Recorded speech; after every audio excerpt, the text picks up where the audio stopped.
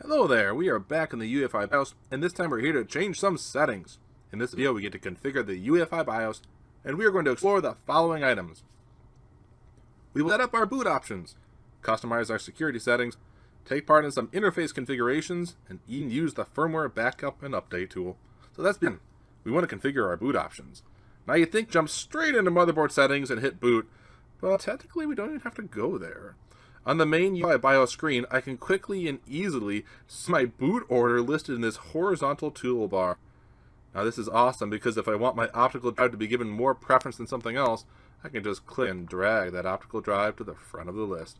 Now it's being given the first boot order preference, such as the optical drive would be booted from before the hard disk drive or USB or anything else.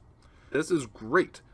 Now this feature does depend on your motherboard and UEFI firmware, so let's take a look at the official method as well.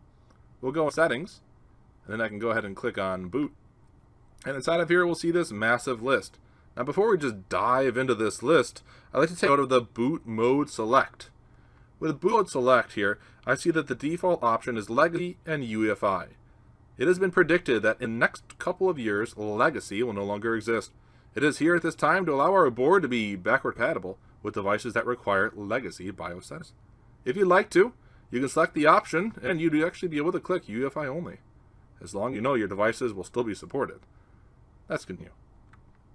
So down below is my list. My current boot option 1 is set as my optical drive, the UEFI CD DVD. That's from our previous drag and drop maneuver. To modify this list, you can just click on one of these items, such as, for example, boot option 1, and I can choose what device will be booted first. For example, how about my USB key? There we go. And now that's first. You see that horizontal list from left to right has changed up above. We can also go and click on any one of these items and use plus or minus arrows to move them up or down on the list as well. I personally like the drag and drop option we saw previously. Next, it's time to take a look at some secure settings. Back to motherboard settings and then into security. We can find some important settings we can configure. Here in the security settings, let's take a look at the passwords. The administrator password can be set to prevent other people from accessing and changing your BIOS settings. I'll click enter, and we're going to make this thing, there's already a password on it. It was Cisco, we're going to make it Cisco again. Create new password, Cisco. Confirm new password, Cisco. And now our administrator password is Cisco.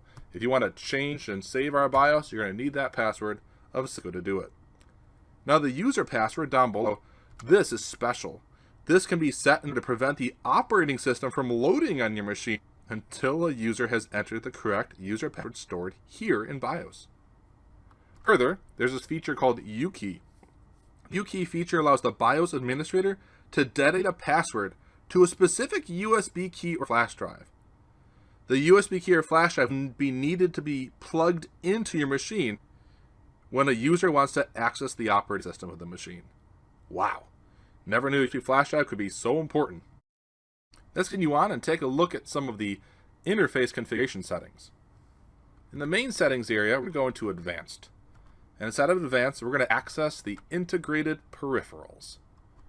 Within the integrated peripherals, we're going to find a good amount of settings to control.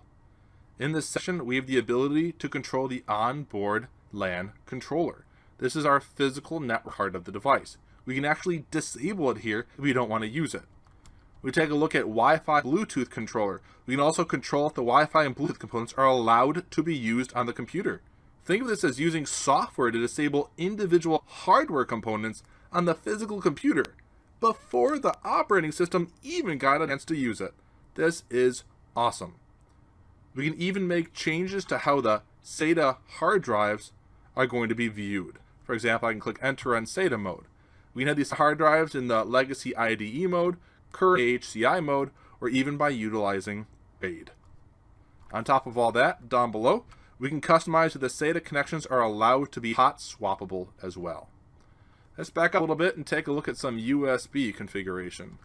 In settings, advanced, USB configs, we want to take a look here and see that we can actually control both legacy USB support as well as disabling or enabling the USB controller itself.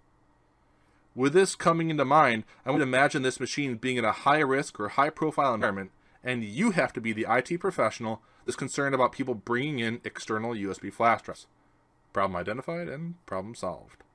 Let's take a step back. Now what we want to take a look at is Windows configuration. Right here in the Windows configuration, we can control how quickly our machine will boot. We can do this by activating Fast Boot or by activating MSI Fast Boot. These will allow your systems to come online more quickly by skipping some of the thorough post-verification tests. Next, we want to talk about what makes our machine boot and that's our wake up event settings. We can click on this item to control what is allowed to wake up our computer and turn it on. There's a couple here, not too many. We have one last section to cover in this video and go all the way back, and we're going to head over to mFlash. mFlash is all about firmware updates for our UEFI BIOS. We will have the ability to save our current BIOS to a USB flash drive that's plugged in. This will allow us to restore it at a later date. We also have the ability to update the BIOS using this tool. So for example, I can click Save BIOS to Storage. And there is my disk, which I can click on. Leave the default. And it's saving it a USB flash drive. By using the Update BIOS feature, we can load a BIOS file that is on the USB flash drive that is plugged into our machine. Now this is going to be awesome because this is your storing and recovery, especially when you have settings that you're concerned about losing and not having in the future. We can use the Update BIOS feature to actually select a file off of a USB thumb drive. And here, if I had a BIOS ready to go, I can click on the UEFI Flash thumb drive and be able to update the BIOS itself. Now, while every UEFI BIOS will be a little bit different, you should have a much better understanding of how to configure some of the important settings within your UEFI BIOS.